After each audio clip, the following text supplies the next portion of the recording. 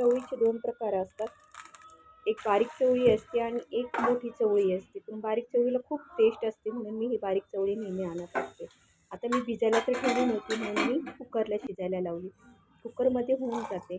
आता आपण फोडणी देणार आहोत ना, त्या फोडणीसाठी मी थोडंसं अद्रक, लसूण जास्त घेतलेलं आहे आणि खोबरं एकदम फोडणीसाठी एकदम थोडंसं घेतलेलं आहे. अशा प्रकारे आपण वाटून घ्यायचं. आता चवळी शिजलेली आहे. अशा प्रकारे दाबून बघायच्या हाताने तर चवळी शिजलेली तुम्हाला लगेच समजेल. मीठ टाकून शिजवून घ्यायची ती पण. आता तेलात मी जिरे टाकलेले आहे. जिरे तडतडले की कढीपत्ता टाकून घे. कढीपत्ता पण मस्त तडतडला की एक कांदा कापून घेतलेला आहे बारीक साईजमध्ये, तर तोही टाकून घेऊ आणि मस्तपैकी लाल करूनसर परतून घेऊ. आता एकीकडे आपल्याला पाणी गरम करून ठेवायचं आहे, कारण की आपल्याला भाजीत पाणी टाकायचं आहे. तर इकडे हळद, लाल तिखट, धना पावडर आणि गरम मसाला ह्या गोष्टी तुम्ही चवीनुसार टाका. लाल तिखट किती टाकायचे, कारण कुणी गरम मसाला कमी खातं, तिखटही कमी खातं, तर ह्या गोष्टी तुम्ही चवीनुसार टाका. आता आपण वाटण होतं ना, खोबरं, अद्रक, लसूण हे टाकून घ्या आणि मस्तपैकी परतून घ्या, कारण की हे कच्चं खोबरं होतं. लसूण आणि अद्रकसुद्धा हे कच्चंच होतं, त्यामुळे ह्याच ह्याच्यात परतून घ्या. किंवा थोडंसंच एकदम अगदी थोडं 2 चमचे पाणी टाकलं ना त्याच्यामध्ये, तर त्याच्यात पण खोबरं शिजून निघतं. आता आपण चवळी टाकून घेतलेली आहे. चवळी पण ह्याच मसाल्यात मस्तपैकी परतून घ्यायची, म्हणजे टेस्ट ही खूप छान लागते. आणि मसाला व्यवस्थित आपण परतून घेतला ना, तर कच्चा राहत नाही आणि कच्चा नाही राहिला, फक्त जळून नाही द्यायचा.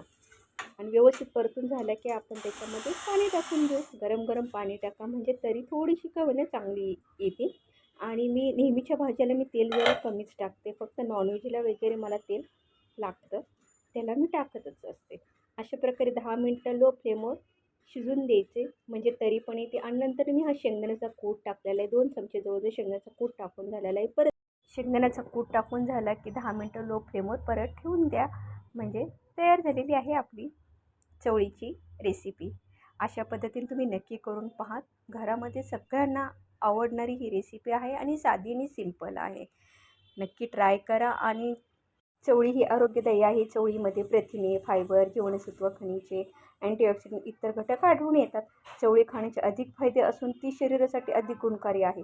चवळीचे सेवन केल्यावर आपले पोट लवकर भरते आणि त्यामुळे भूकही कमी लागते. चवळीमध्ये जीवनसत्व आणि इतर पोषक घटक वजन कमी करण्यास मदत करतात.